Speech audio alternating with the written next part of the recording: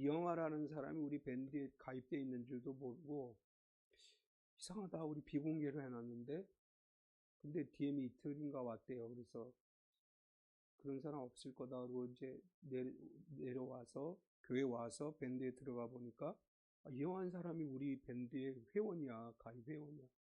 근데 변정희 권사님한테도 이제 보냈다는 거예요. 뭐 아름답습니다, 사랑합니다, 막 이렇게.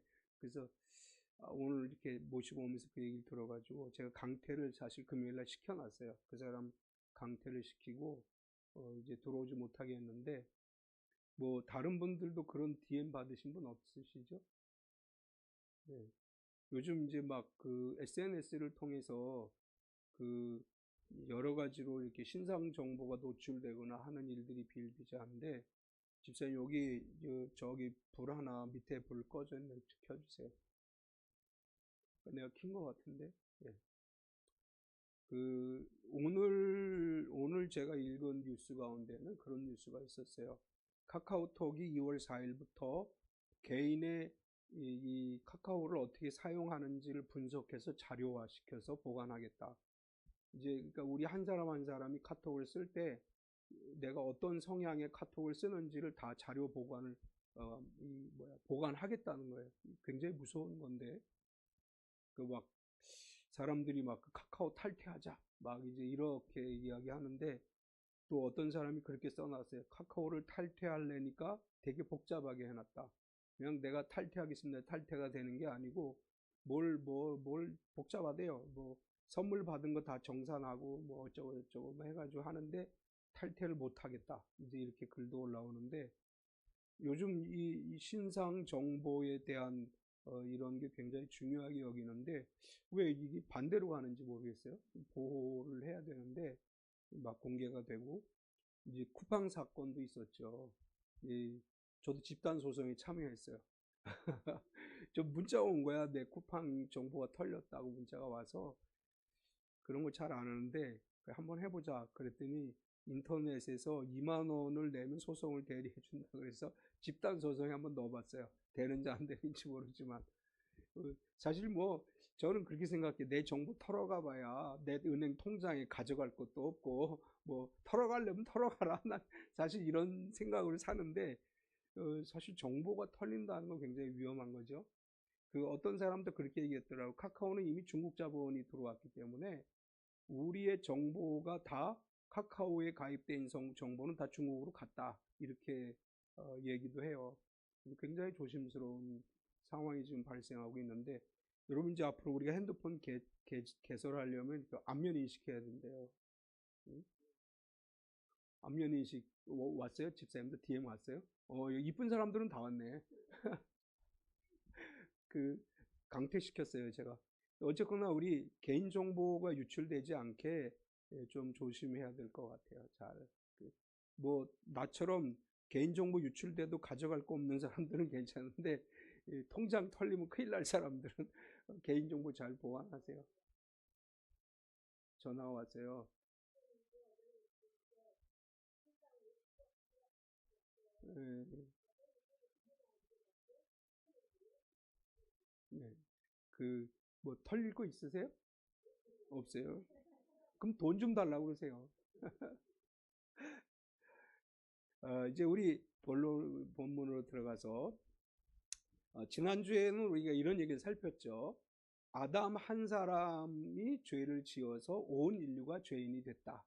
그런데 예수님 한 분이 우리를 위해 죽으심으로 모두가 영생을 얻게 됐다. 그것이 바로 은혜이다. 이제 이런 이야기를 지난주에 나눴습니다. 한 사람 그리스도로 말미암아 죄 사함을 받고 의롭게 되었다고 인정을 받았고 영원한 생명을 얻었다. 그러면서 바울은 6장에서 이런 이야기를 해요. 5장에서 이런 게 다 은혜다 이렇게 얘기했는데, 죄가 더한 것에 은혜가 더한다 이런 이야기를 했죠. 그러면서 6장에서 뭐라고 얘기하냐면, 은혜라고 하는 것에 대해서 이해를 잘못하면 안 된다. 그러니까 죄 사함을 받은 게 은혜니까, 죄를 많이 지은 사람이 죄 사함을 많이 받으면 더 많이 은혜를 받았다고 생각하고, 그러고 나서 그러면 내가 은혜를 받았으니까 더 많은 은혜를 받기 위해서 그럼 난 또 다시 죄를 지어야지, 이렇게 생각할 수 있다는 거예요. 내가 다시 죄를 짓고 용서를 받으면 은혜를 많이 받는 거야. 이런 잘못된 생각을 할 수 있기 때문에 바울은 그 점에 대해서 그것은 잘못된 생각이다. 이제 이렇게 여기서 지적을 하고 있습니다. 우리가 항상 기억해야 될 것은 우리가 예수님을 믿고 구원받은 사람이라는 것은 예수 그리스도의 이름으로 죄사함을 받고 하나님의 자녀가 되었고 그것이 은혜 가운데 사는 것인데 그런 유혹에 넘어가서는 안 된다. 우리가 신앙생활 하다 보면 마귀가 우리 마음속에 이런 유혹을 던질 수가 있다는 거예요. 야, 어차피 은혜 받았어. 어차피 너 구원 받았잖아. 그러니까 너 이런 거 죄 지어도 상관없어. 괜찮아. 그냥 회개해. 또 회개하면 되지. 하나님 용서해 주실 거 아니야. 네가 죄를 많이 짓고 회개하면 용서를 받으면 은혜도 많이 받은 거야. 아이, 괜찮아. 우리 마음에 마귀가 자꾸 그렇게 유혹을 한다는 거예요. 그런데 우리가 진실한 그리스도인이라면 이런 유혹을 물리쳐야죠. 이제 우리 주변에 이런 잘못된 생각을 가지고 자신은 신실한 믿음이라고 주장하는 사람들이 많이 있어요. 나는 예수 믿고 구원 받았어. 그러니까 내가 무슨 짓을 해도 상관은 없어. 나는 이게 옛날 고린도 교회에서만 나타났던 현상인 줄 알았는데 현대 한국 교회 안에서도 이렇게 주장하는 사람들이 있어요. 나는 그냥 괜찮아. 난 이미 다 구원받은 사람인데 내가 이런 잘못을 저지른다고 하나님 날 버리셔? 아니야, 나 버리시지 않으셔. 이런 생각을 하면서 죄를 짓고 자기 합리화를 시키는 사람들은 그 모든 걸 뭐라고 얘기해요? 모든 것이 은혜입니다. 이렇게 얘기한다는 거예요. 모든 것이 은혜입니다. 이 말을 되게 조심해야 돼요. 모든 게 사실 우리 이제 교회에서도 그래요. 뭐 총회에서도 그렇고 목사님들을 상대해도 그래요. 이게 뭐 자기들이 잘못해놓고 뭐라고 얘기해요?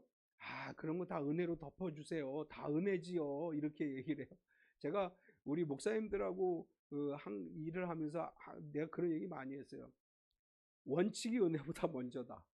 자꾸 은혜라고 얘기하지 말고 원칙들을 지켜라. 제 목사님들하고 그래서 많이 싸웠어요. 제가 우리가 신앙생활하면서 원칙을 내가 지키지 않으면서 다 은혜다라고 이야기하는 것은 성경적이지 않다는 거예요. 원칙을 잘 지켜야 돼요. 하나님 말씀을 지키지 않고 모든 것이 은혜입니다라고 이야기하는 건 믿음이 아니에요. 우리가 지켜야 될 걸 지키면서 은혜 따라 살아가야 되는 거예요. 오늘 바울은 이제 이렇게 얘기해요. 그 은혜에 관한 이야기의 연장선상에서 죄가 너희를 더 이상 주장하지 못하게 하라. 내가 은혜를 받았어. 그러니까 난 죄를 지어도 괜찮아. 이런 생각하지 말라는 거예요. 너희가 예수님 믿고 구원 받은 사람들이야. 그러면 이제 죄로부터 해방됐고 그 죄로부터 해방됐기 때문에 다시 그 죄에 빨려 들어가지 말아라. 이게 바른 신앙이에요. 야, 나는 이미 뭐 죄사함 받았고 구원 받았으니까 내가 이까짓 것 좀 해도 상관없어 라고 이야기하는 것은 올바른 신앙의 모습이 아니다. 그래서 오늘 제목을 죄가 주장하지 못하리라. 첫 번째로 바울은 우리에게 이렇게 이야기를 해요. 우리는 죄에 대하여 죽었다. 우리 그리스도인들은 죄를 지으며 살 수 없는 근본적인 원인이 뭐냐 하면 우리 신분이 바뀌었기 때문이에요. 예수님을 믿기 전에는 아담의 후손이었어요. 예수님을 믿고 난 다음에는 하나님의 자녀가 됐어요. 죄사함을 받은 성도가 됐어요. 우리의 신분은 세상에서는 그냥 대한민국 국민이에요. 나는 서울특별 시민이에요. 그러나 우리는 하나님 나라 시민이고 하나님의 자녀가 됐어요. 예수님 믿기 이전에는 죄의 후손, 아담의 후손이었지만 이제 구원받은 하나님의 자녀가 됐기 때문에 우리는 이 죄에 대하여 죽었다고 이렇게 이야기하면서 바울은 이렇게 얘기합니다. 은혜를 더하게 하려고 죄에 거할 수 없다. 1절을 보면 그런즉 우리가 무슨 말을 하리요 은혜를 더하게 하려고 죄에 거하겠느냐. 이게 이제 무슨 얘기냐 하면 지난주에 우리 5장 마지막 부분을 살펴봤는데 5장 20절에 보면 이렇게 바울이 얘기했어요. 율법이 들어온 것은 범죄를 더하게 하려 함이라. 그러나 죄가 더한 곳에 은혜가 더욱 넘쳤나니. 바울이 이렇게 얘기했죠. 죄가 많은 사람이 사함을 받으면 은혜를 더 많이 받은 것이다. 이런 개념으로 이야기하면서 6장 1절에 와서는 뭐라고 얘기하느냐? 그러면 너희가 은혜를 더 많이 받기 위해서 죄를 짓겠다고 생각하느냐? 그건 잘못된 것이다. 이렇게 얘기를 해요. 여기서 그럴 수 없느니라 라는 말은 어떤 의미냐 하면 결코 그런 일이 일어날 수 없다, 그런 뜻이에요. 은혜를 더하게 하려고 죄에 거하겠느냐? 그리고 2절 앞에서 그럴 수 없느니라 라고 이야기하는데, 그럴 수 없다는 말은 결코 있을 수 없는 일이다, 이제 이런 뜻이에요. 죄 사함을 받고 구원받은 성도가 되었으면 당연히 구원받은 성도로 살아가야지, 내 은혜를 더 크게 하겠다고 죄를 짓고 회개해? 절대로 그럴 수는 없다, 이제 이렇게 이야기를 해요. 그리고 바울은 죄에 대하여 죽은 우리가 죄 가운데 살 수 없다, 아주 단호하게 이야기를 합니다. 2절을 보면 그럴 수 없느니라, 죄에 대하여 죽은 우리가 어찌 그 가운데 더 살리오.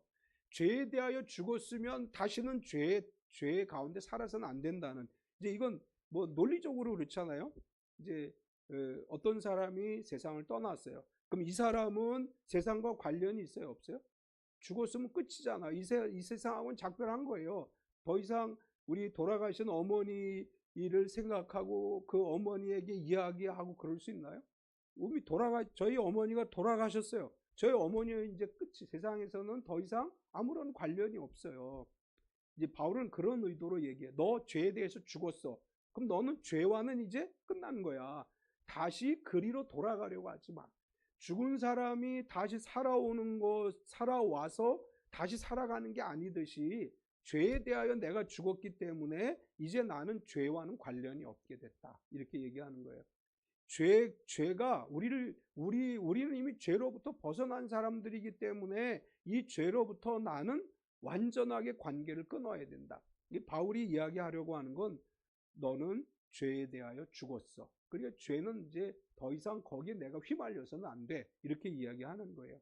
이제 물론 우리가 죄에 대하여 죽었다고 얘기하지만 연약한 육체를 가지고 있기 때문에 죄가 계속 우리를 유혹해요. 어떤 때는 그 유혹을 이기지 못할 수도 있어요. 그런데 중요한 건 뭐냐 하면, 우리는 이제 죄의 종이 아니라고 하는 거예요. 죄의 종이 아니기 때문에 자꾸 따라가서는 안 되고 거기 휩쓸려서는 안 된다. 우리 마음에 이런 확신이 있어야 돼요. 이제 내가 어떤 실수를 범하고 잘못하면 사람들은 이렇게 얘기해요. 난 원래 그런 사람이었어. 그건 내 습관이야. 나는 기질적으로 그럴 수밖에 없는 사람이야, 이렇게 얘기를 해요.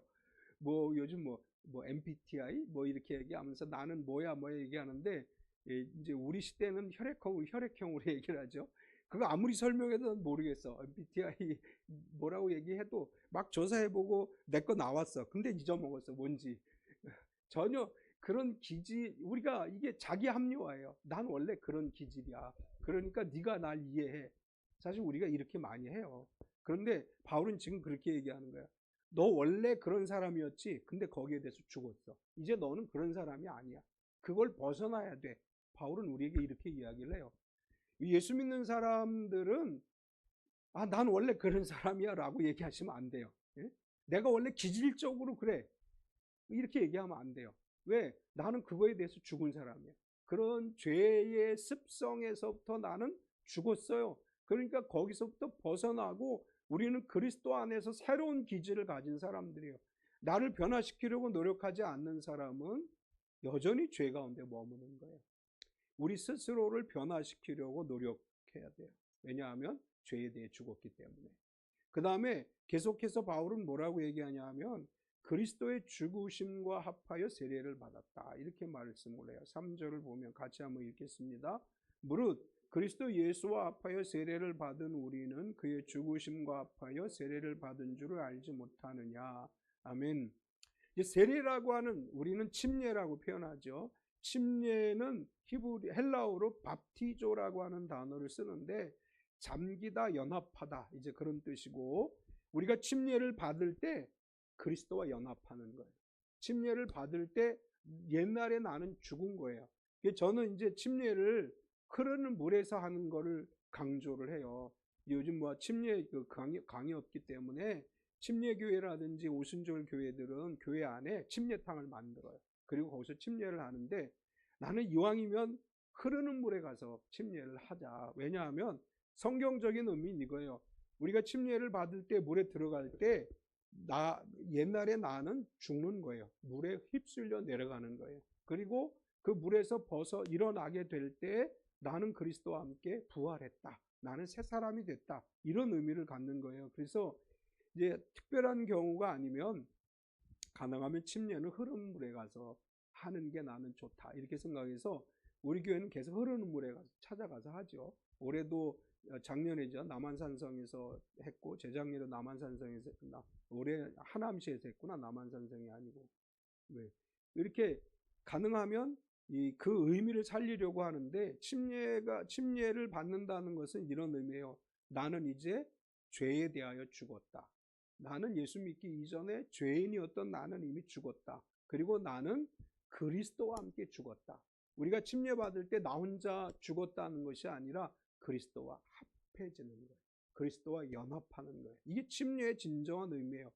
물속에 들어갔다 나오는 것으로 끝나는 것이 아니라 물속에 들어가서 과거의 나, 죄인이었던 나, 다 예수님의 죽음과 함께 흘려보내고 나는 새 사람으로 다시 태어났다는 의미에서 우리가 침례를 해요. 그래서 그리스도의 죽음과 우리 연합한 사람들이기 때문에 죄가 우리를 더 이상 지배할 권리가 없다. 이런 뜻이에요. 두 번째는 우리는 그리스도와 함께 살았습니다. 바울 사도는 이제 그리스도의 죽음과 합하여 우리가 세례를 받았다. 물에 들어가는 순간 그리스도와 함께 내가 세례를 받을 때 죽었어요. 그리고 예수 그리스도와 함께 물에서 나올 때 부활의 권세에 참여하게 된다. 그리스도와 함께 살게 된 것이다. 이렇게 말씀을 하고 있습니다. 예수님이 죽으심으로 끝났다면 오늘 우리가 여기서 예배 드릴 필요 없죠. 예수님이 죽으심으로 끝났으면 세계 4대 성인 중에 한 분이에요.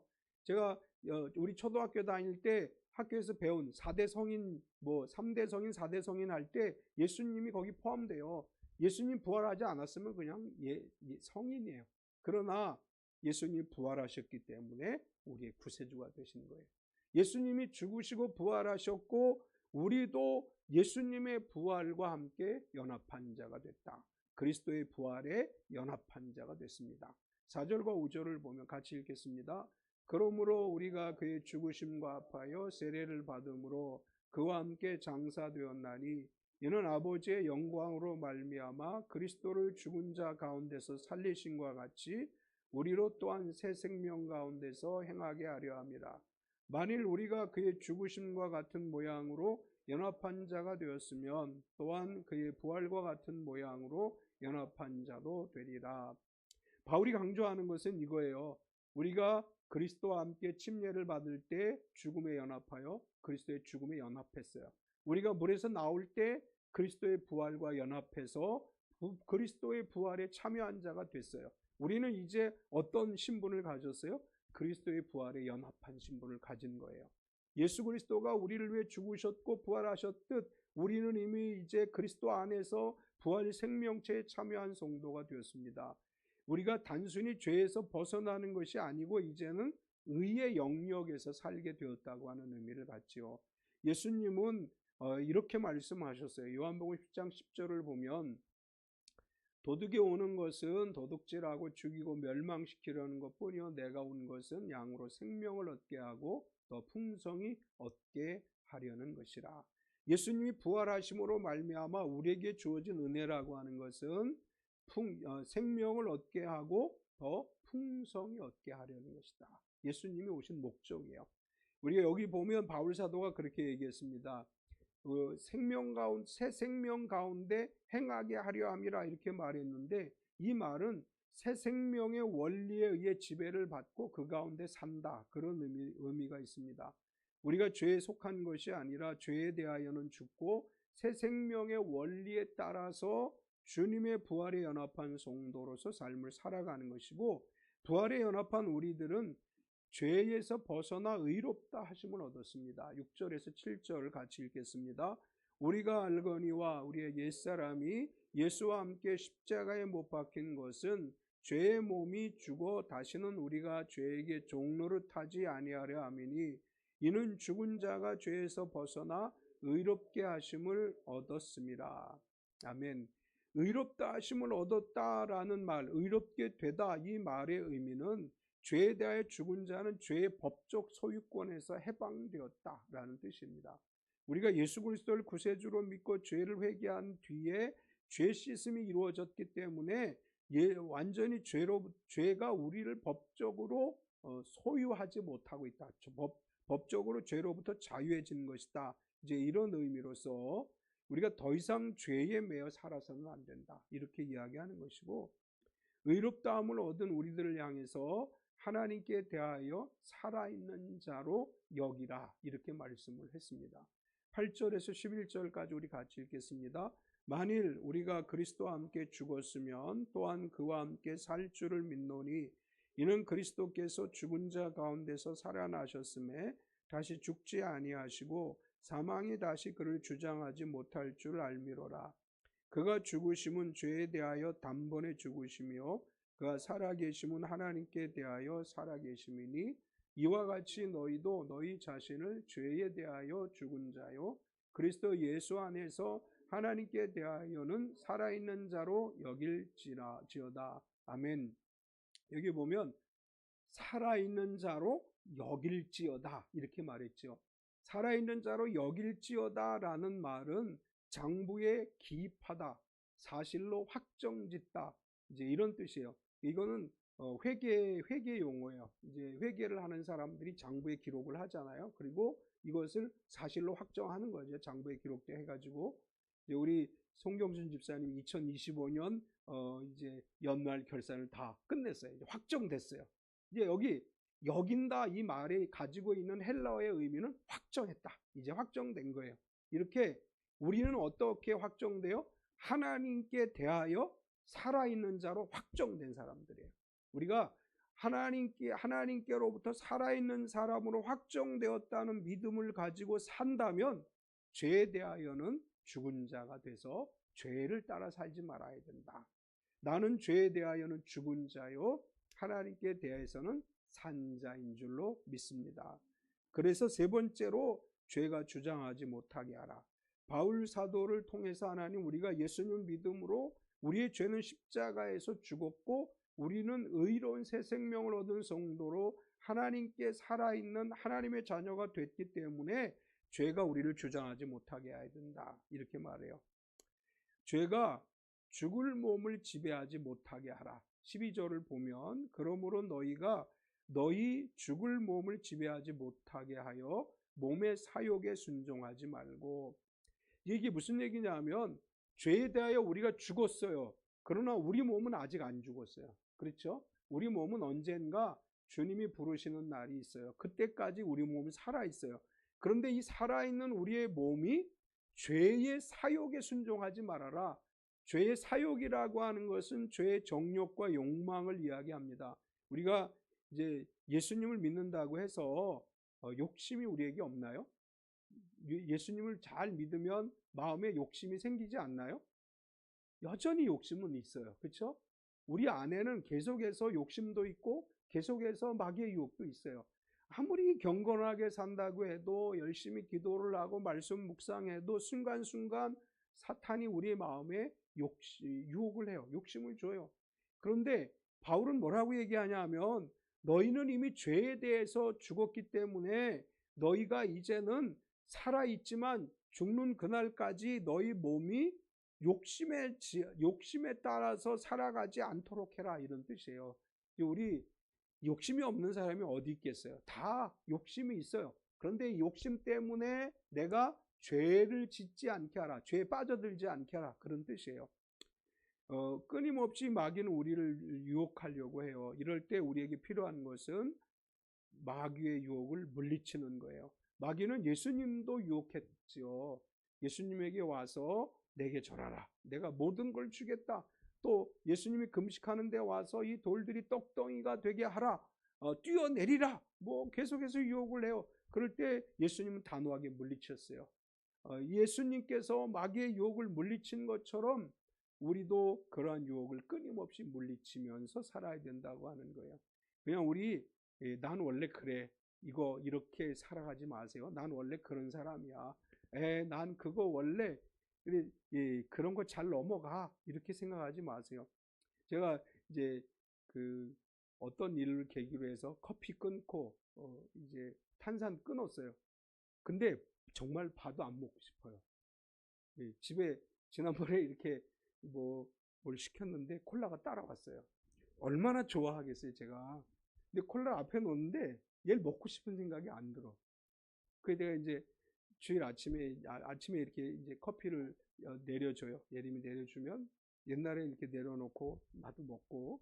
근데 내리는데 먹고 싶은 생각이 안 나요. 커피는 굉장히 향이 좋아. 우리 정희 집사님 제가 사다 준 커피가 내리는데 향이 되게 좋아요. 근데 전혀 그 먹고 싶은 생각이 없어요. 그래서 야, 내가 한번 안 먹겠다라고 다짐하고, 사실은 제가 다짐은 했지만 계속 먹었거든요. 뒤에서 몰래. 김모 여인 모르게. 근데 지금은 그게 완전히 끊어졌어요. 예, 우리가 이길 수 있어요. 어떤 욕심도 이길 수 있어요. 내가 어떻게 마음을 먹느냐에 따라서 그걸 물리칠 수 있어요. 우리를 유혹하는 것을 단호하게 거부합시다. 먹고 싶은 거 거부하고, 욕심 부리는 거, 장로님 막 눈을 질끈 것 같고, 막. 우리가 단호하게 거부하면 성령이 내 안에서 이길 힘을 주셔요.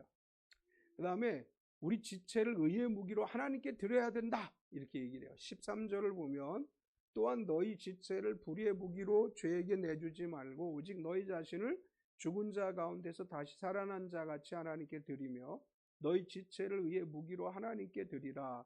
지체라는 것은 우리의 몸을 이야기하죠. 지체는 우리 몸의 한 구성 요소들을 이야기할 뿐만 아니라 나의 시간, 나의 재능, 나의 재정, 나의 관계되어진 모든 삶 전체를 여기서 지체라고 이야기했어요.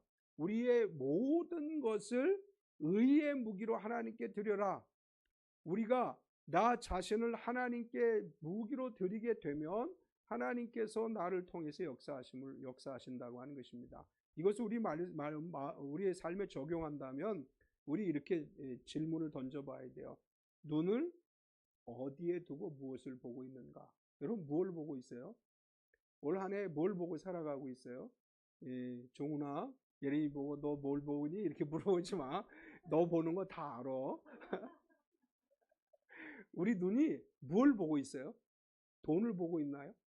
명예와 권력을 보고 있나요? 건강을 보고 있나요? 이렇게 한번 질문해 봐야 돼요. 나의 눈은 어디로 향해야 돼요? 모든 시선을 주님께 향하고. 우리의 입은 뭘 말하고 있어요? 여러분 지난 일주일 동안 입으로 무슨 말을 하면서 살았나요? 이런 된장 이러면서 우리 식빵 언니도 있더라고 배구에. 식빵 하도 18을 많이 해가지고 별명을 식빵 언니라고 붙였어요. 김연경 감독이죠. 운동하다 하도 식빵 그래가지고 18 그래가지고 식빵 언니라고 별명이 붙었는데 우리의 입은 어떤 말을 해야 될까요? 은혜를 소금에 고르게 함과 같이 은혜의 말을 해야 돼요. 여러분 화가 나도 은혜의 말을 하려고 노력해야 돼요. 특별히 애들한테 성질 난다고 막 얘기하지 마세요. 아이들에게도 은혜의 말을 하세요. 손과 발은 어디를 향하고 있습니까? 내 손과 발은 주님의 선한 일을 위해 쓰임받는 손과 발이 돼야 돼요. 여러분 스마트폰으로 뭘 하고 계시나요? 컴퓨터를 주로 어떤 용도로 사용하시나요? 스마트폰을 열어서 뭘 보고 있어요? 말씀 동영상. 예, 우리 권사님 대단하십니다. 이찬원이 요새 안 보시나 봐요.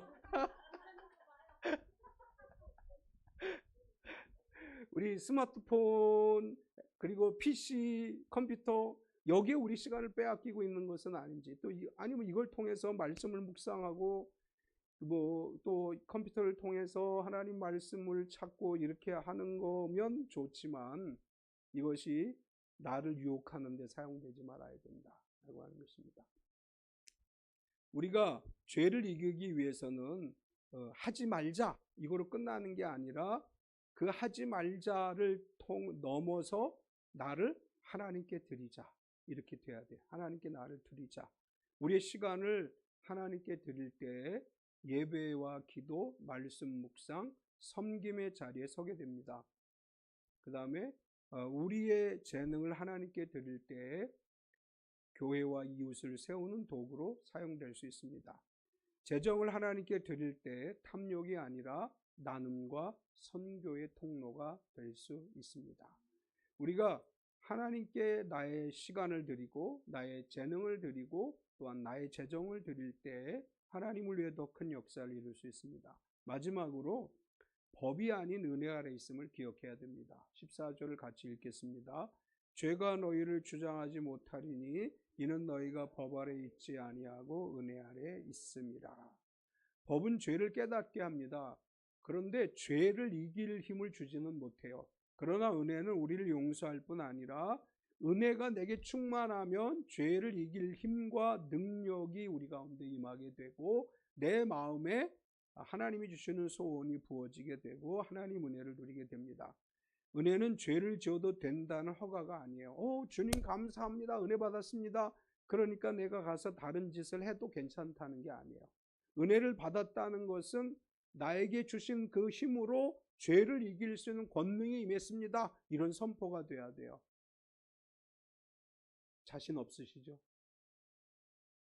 은혜를 내게 주셨다는 것은 받은 은혜를 가지고 모든 죄와 유혹을 물리치려고 하는 힘이 내게 임했음을 선포하는 것인 줄 믿습니다. 은혜는 우리를 거룩한 성도로 살아가게 만들어요. 죄를 더 이상 편안히 즐기지 못하고 죄를 지을 때 마음이 찔리고 슬퍼하고 회개하는 마음이 생기고 죄를 이기기 위해서 말씀을 묵상하고 기도하고 공동체의 도움을 구하게 하는 것이 은혜예요. 여러분이 힘들고 어려울 때 내가 기도 요청을 해야지라는 마음이 생기면 그건 은혜예요. 나 혼자 끙끙 앓지 마세요. 하나님께서 나 혼자 견디기 어려울 때에는 돕는 사람들을 통해서 이기게 하셔요. 우리가 함께 동역하는 믿음으로서 함께 더불어 하나님의 은혜를 누리는 삶을 살아가게 될 때 우리의 힘이 아니라 우리와 더불어 함께 하시는 주님의 이름으로 우리가 승리하며 살아갈 수 있습니다. 우리는 날마다 내가 죄에 대해 죽었음을 확실히 믿고 나의 지체를 죄에게 내어주지 말고 하나님께 의의 병기로 나를 드릴 때에 실패해도 다시 일어설 수 있고 넘어져도 다시 일어설 수 있고 은혜의 보좌 앞에 나아갈 수 있습니다. 죄가 나를 주장하지 못하게 나는 오직 하나님의 것임을 믿고 우리 한 주간의 삶도 우리의 삶의 현장에서 의의 병기로 승리하는 저 여러분 되시기를 축원합니다. 우리 같이 한번 통성으로 기도할 때 우리 자신이 정말로 하나님의 은혜로 사는 사람이 되게 하옵소서. 은혜라고 이야기하면서 합리화시키는 게 아니고 정말 은혜로 살아가는 삶이 되게 해 주옵소서. 우리는 예수 그리스도의 부활에 참여한 사람들입니다. 우리는 부활의 은총을 입은 사람들로서 나의 시간과 나의 재능과 재정을 하나님께 드리고 나의 시선을 주님께로 향하는 삶을 살아가게 하옵소서. 기도하겠습니다. 할렐루야. 거룩하신 하나님 감사합니다. 우리가 언제나 주님 안에서 살게 해주시고 언제나 주의 뜻과 성령의 삶에서 하나님을 바라보고 있지 않고 살아가는 삶이 되게 하여 주시옵소서. 우리의 모든 삶을 통해서 하나님의 일하심을 믿습니다. 우리의 모든 삶 속에 하나님의 역사가 나타나고 있습니다. 사랑하는 하나님, 우리가 이 세상을 바라보기보다는 하나님을 바라보고 주님을 바라보고 우리가 이 세상을 의지하기보다는 하나님을 의지하는 삶을 살게 하여 주시고 진실한 하나님께서 우리 가운데 함께 하심을 깨달아하는데 언제 하나님이 선하시고 인하신 손 안에서 우리 삶을 복된 삶을 살아가게 하여 주시옵소서. 언제나 주님만 바라봅니다. 언제나 주님만 의지합니다. 언제나 주의 인자하심 앞에 살기를 원합니다. 하나님 우리가 죄의 유혹에 따라 살는 것이 아니라 말씀의 법 안에서 내 법 안에서 항상 살아가게 하시고 우리의 모든 시선을 주님께 우리의 말을 은혜로 소금으로 양보하시고 우리의 삶을 하나님 앞에 온전히 드리며 헌신하는 삶으로 살아가는 이 삶이 되게 하여 주시옵소서. 진실로 주님만 바라보고 의지합니다. 주님께서 오셔서 역사하여 주시옵소서. 사랑하는 하나님, 우리는 죄에 대하여 죽은 사람입니다. 죄의 유혹에 따라서 살지 않게 하시고 오직 주님과 부활에 연합한 자가 돼서 부활 생명을 위해 살아가는 삶이 되게 하여 주시옵소서. 우리의 시선이 주님을 향하게 하시고 우리의 말이 하나님의 영광을 드러내는 말이 되게 하시고 우리의 손과 발이 주님의 선한 일을 위해 쓰임받게 하시되 내 안에 있는 모든 소욕을 따라 살지 않게 하시고 우리를 의의 병기로 하나님께 드려서 하나님의 은혜로 살아가는 삶이 되게 하여 주시옵소서. 우리가 더 많이 서로를 위해 기도하게 하시고 더 많이 서로를 격려하고 위로하게 하시고 더 많이 칭찬하게 하시고 더 많이 축복하게 하셔서 우리 참빛교회가 믿음의 공동체, 사랑의 공동체, 기도 공동체, 신앙 공동체로 굳게 세워져 가게 하여 주시옵소서. 예수님의 이름으로 기도드리옵나이다. 아멘.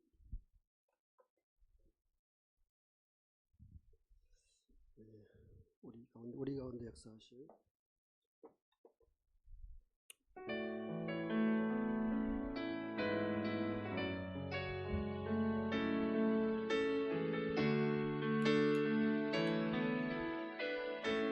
우리 가운데 역사하실 우리 가운데 역사하실 능력대로 우리들 강구함을 넘치도록 능히 하실 주님께 모든 영광과 존귀 찬양과 경배를 돌릴지어다.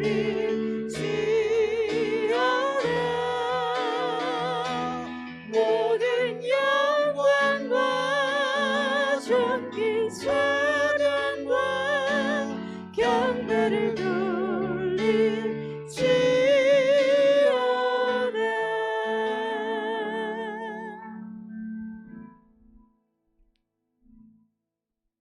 지금은 우리 주 예수 그리스도의 은혜와 독생자 예수님을 우리에게 보내주신 하나님 아버지의 지극하신 사랑하심과 성령님의 내주 충만하심에 교통하시는 은혜가 거룩하고 복된 날 주님 앞에 나와 기쁨으로 예배하고 말씀으로 세임 얻어 세상을 향해 나아간 우리 모든 성도들 머리 위에 영원토록 함께 하시옵기를 간절히 축원하옵나이다.